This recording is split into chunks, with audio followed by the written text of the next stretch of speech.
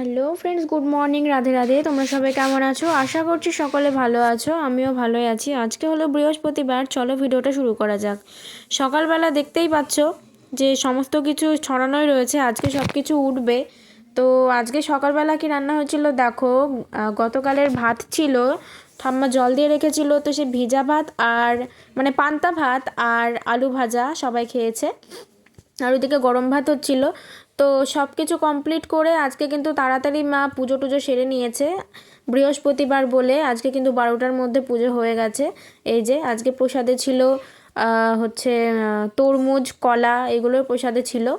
এই যে আর আজকে কিন্তু পাট উঠে পড়েছে, কারণ 3 দিন হয়ে গেছে পুজোর, আর আড়াই দিনেই উঠে পড়ে, তাই মা আজকে তুলে ফেলেছে। এই যে প্রসাদও মা তুলে ফেলেছে, এই যে দেখতেই পাচ্ছ তোমরা।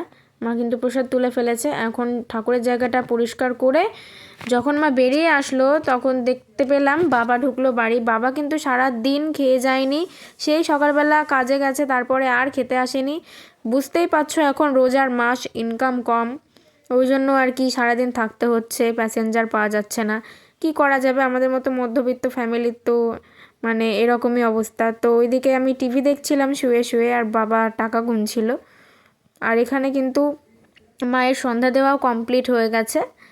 এই যে তোমরা দেখতেই পাচ্ছ মা সন্ধ্যা দিচ্ছিলো। অ্যাকচুয়ালি মা কিন্তু 3বার কীর্তন করে, মানে অনেকক্ষণই করে, প্রায় আধা ঘন্টা মতো, কিন্তু ভিডিওতে তো অত বড় নেওয়া সম্ভব না, তাই আমি লাস্ট মুহূর্তে একটুখানি ভিডিওটা তোমাদেরকে তুলে দিলাম।